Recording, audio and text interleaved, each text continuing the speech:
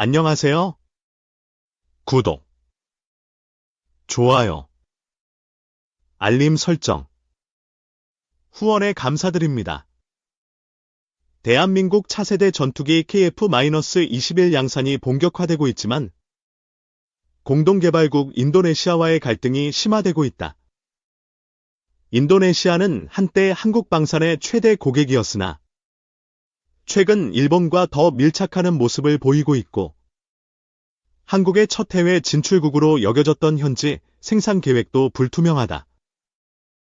인도네시아 기술진의 자료 유출 수사가 진행 중이며 2026년 KF-21 실전 배치까지 1년밖에 남지 않았는데도 분담금은 4천억 원에 불과하다. 이에 인도네시아는 일본산 호위함 도입을 결정하고 일본 방산과 협력을 강화하며 터키 5세대 전투기 공동 개발에도 관심을 보이고 있다. KF-21 사업 초창기 국내 반대에도 불구하고 인도네시아의 참여가 추진 동력이었고 정부는 예산 절약과 위험 분산을 위해 국제 공동 개발을 선택했다. 하지만 현재 인도네시아는 협력 초기와 달리 골칫거리가 되었고 이로 인해 국민적 분노가 커지고 있다. 인도네시아 언론은 한국에 대한 부정적 기사를 쏟아내며 한국이 배신적이라는 여론을 조성하고 있고 자신들의 일본 터키 협력 행보는 외면하고 있다. 전문가들은 첫 수출을 위해 인도네시아와 협력을 유지해야 한다고 주장하며 감정적 단절은 양국 모두의 손해라고 본다. T-50 훈련기 사례처럼 인도네시아 첫 수출 후 FA-50까지 성공했기에 KF-21 수출이 성사되면 큰 허들을 넘을 수 있다고 판단한다. 한국은 인도네시아 분담금을 6천억 원으로 줄이는 파격적 양보를 했지만 인도네시아는 모든 기술 이전을 요구하며 한국은 단호히 거부했다. 인도네시아는 KF-21에서 자국 국기가 지워지면 안 된다며 이중적 태도를 보이고 있고 최근 부정적 보도가 늘어난 이유는 유럽의 KF-21 관심 때문이라는 분석이 나온다. 지난해 영국 판보로 에어쇼에서 한국항공우주산업 K, EFA-50 수리온 AI 파일럿 시뮬레이터를 전시하며 주목받았고 폴란드, 필리핀 등 기존 수출국과 추가 수주를 논의했다. 미국, 영국, 사우디, 베트남 등 신규 시장 관계자와 협력 기회를 모색했고 2025년 아부다비 아이덱스 전시회에서도 하나에어로스페이스가 첨단 항공 엔진 시제품을 공개했다. 이 엔진은 KF-21과 무인 전투기용으로 개발 중이며 출력만 5,000파운드 이상을 목표로 하고 있고 현재 F-414 엔진과 동급 성능으로 평가된다. KF-21은 미국산 F-414를 사용하지만 완전 독립을 위해 국산 엔진이 필수이며 5세대, 6세대 진화를 위해 강력한 추력과 기술이 필요하다. 하나에어로스페이스는 국산 엔진 개발이 첨단 무기체계 구축의 핵심이라고 강조하며 6세대 전투기 시점까지 개발 완료 의지를 밝혔다. 고온 고압 환경에서 안정적인 터보팬 엔진 기술을 확보하고 있고 항공우주연구원 및 국방과학연구소와 협력해 신뢰성을 높이고 있다. KF-21의 성능은 세계적 호평을 받지만 핵심 기술 국산화로 수출 경쟁력이 상승할 것이며 성공 시 수출 대상국이 크게 늘어날 전망이다. 항공엔진 사업부 전문가는 해외 시장에서 미국산 엔진 홍보를 멈추고 싶다고 밝히며 한국 방산에 대한 폭발적 관심을 실감한다고 했다. 일본과 인도는 독자 엔진 개발을 포기한 반면 한국은 신속히 양산하고 국산 엔진 개발에 성공하며 세계적 성과를 거두고 있고 이는 부러움의 대상이다. 미국 CNN은 KF-21이 초음속 전투기 엘리트 그룹에 합류했다고 극찬하며 가동률과 가격 경쟁력이 F-35를 넘는다고 평가했다.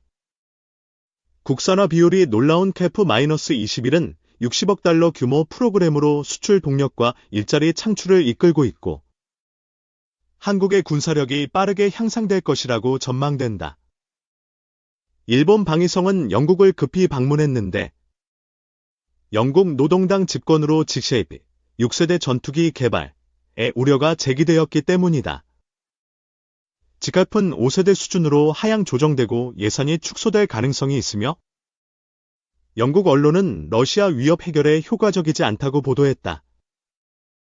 국방 싱크탱크는 5년 내 유럽 전쟁으로 경제 침체가 우려되며 6세대 개발이 어렵다고 했고 미국도 이를 감당하기 힘들다고 언급했다. 영국은 GDP 2.3%에서 2027년 2.5%로 국방비를 증액하며 러시아 대비와 동맹국의 의지를 보이지만 지갑은 지지부진하고 포기 가능성도 제기된다. 일본은 영국 배제 시 양자 개발을 검토하며 충격을 받고 있고 협력 대상 선택 실패에 대한 자성의 목소리가 나온다. 일본은 F-1 외에 독자 개발 전투기가 없고 F-2도 F-16 개량형에 불과하며 영국 기탈리아와의 6세대 개발은 성공 가능성이 낮다는 우려가 커진다. 네티즌은 한국산 전투기 도입이 경제적이고 기술력을 10년 앞당길 수 있다고 주장하며 독자 개발 대신 구매를 제안한다. 일본은 사우디를 다시 참여시키려 했지만 사우디는 KF-21 공동 개발을 선택했고 일본은 영국의 뒤통수를 맞은 격이 되었다. 사우디는 한국과 우주항공 협력을 강화하며 한국항공우주청, K, 하나에어로 등 12개 기업과 협약을 체결했고 심우주 기술, 위성, 6세대 전투기 협력을 논의했다. 사우디는 중형위성 기술 이전과 현지 생산을 제한받으며 협력이 깊어지고 있고 이는 방산 협력 강화를 보여준다. 후티 반군 공세로 사우디가 위기에 처했지만 한국산 천무 로켓으로 대응하며 위력을 입증했고 홍해에서 후티 반군이 러시아 위성 자료로 선박을 공격하자 미국이 공습에 나섰다. 중동 정세가 악화되며 사우디의 이란 관계 정상화와 경제 발전 계획이 흔들리고 있고 후티 반군 세력이 커지며 휴전 협정도 깨졌다. 세계 정세가 날카로워지며 방산 시장이 활기를 띠고 있고 핵무기 논의와 제재식 무기 구입이 늘어나는 가운데 한국이 신성으로 떠오른다. 한국은 미국 다음으로 집속탄을 많이 보유하며 세계 1위 미사일 국가로 등극했고 신형 집속탄은 기존 위력의 15배로 개발 막바지에 있다. 사우디는 트럼프 재선으로 미국 의존 대신 자주국방을 깨닫고 한국의 손을 내밀었으며 폴란드의 대량 구매에서 영향을 받았다. 사우디는 천무로 880km 떨어진 후티 본거지를 폭격하며 기습에 보복했고 천무는 정밀 타격으로 반군을 당황하게 했다.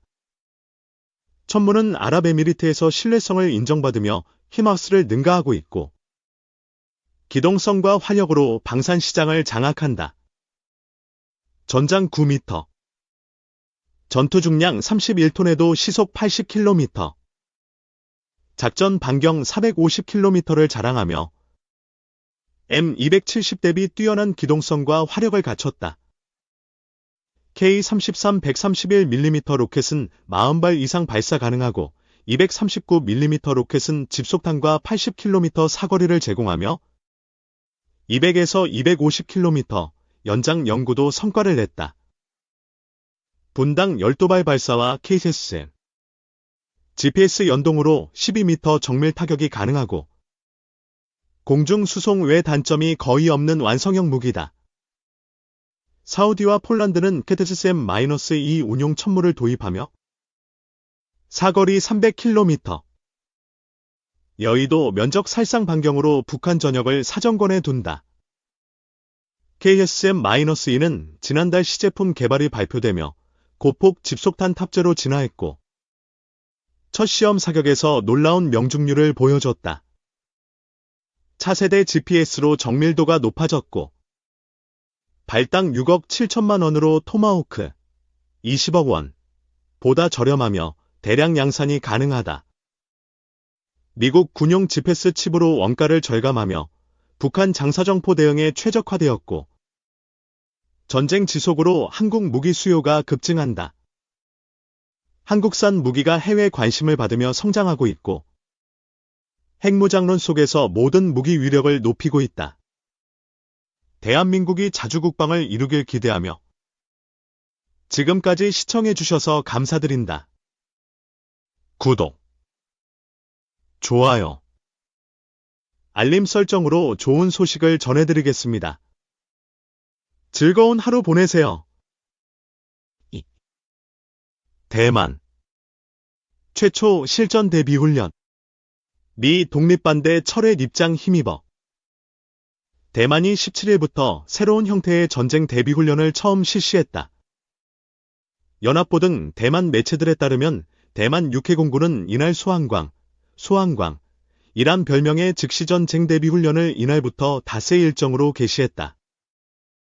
이번 훈련은 중국군의 회색지대 전술 대응, 사이버 공격, 전쟁 시뮬레이션 훈련, 핵심 인프라 방어 등으로 구성됐다. 회색지대 전술이란 실제 무력 충돌 전쟁으로 확대되진 않을 정도의 저강도 도발로 안보 목표를 이루려는 군사행동이다. 대만 당국에 따르면 중국 세력이 대만 군부와 사회 곳곳에 깊숙이 침투해 있고, 대만의 핵과 사이버 공간 등에서 수시로 회색지대 전술을 표기해 경계를 강화해왔다. 이번 훈련에 중국군이 대만 주변 해역 공역에서 군사훈련하다 전쟁으로 급전환할 경우에 대비한 내용이 포함된 것으로 전해졌다.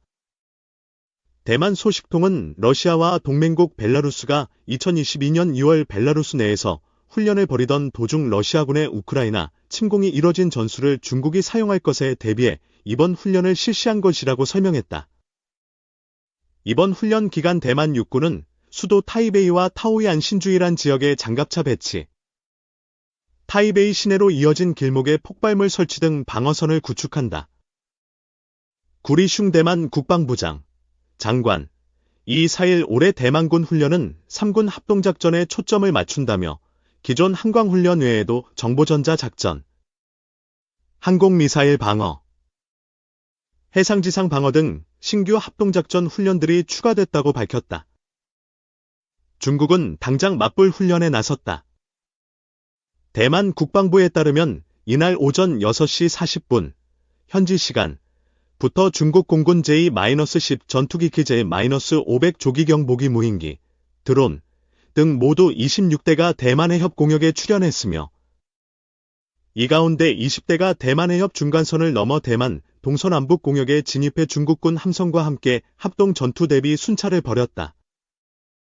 중국군의 대만해협 해역공역 활동은 자주 있는 일이지만 전날 대만해협에 나타난 군용기 13대, 대만해협 중간선 초월은 7대에 비해 이날 규모가 커졌다. 중국 외교부는 이날 자국군의 대만해협 훈련을 최근 미국 국무부가 웹사이트에서 대만 독립을 지지하지 않는다 문구를 삭제한 일과 연관지었다.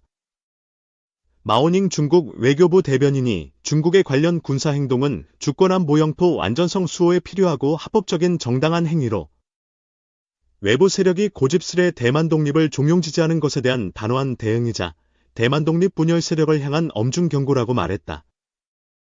또 미국이 하나의 중국 원칙과 중미 3대 공동성명을 확실히 준수할 것, 미 역대 정부의 정중한 약속을 지키며 선 넘는 도발 중단할 것, 신중히 대만 문제를 처리해 대만해협의 평화 안정과 중미 관계에 더 심각한 피해를 주지 말 것을 촉구했다. 중국의 대만 담당 기구인 대만 사무판공실 역시 강경하지만 평범한 반응이었다. 이들은 성명에서 중국의 대만 인근 군사훈련이 라이칭더의 지속적인 분리주의 추진에 대한 단호한 처벌, 감히 도발적 불장난을 한다면 스스로 파멸을 초래할 뿐이라고 강조했다.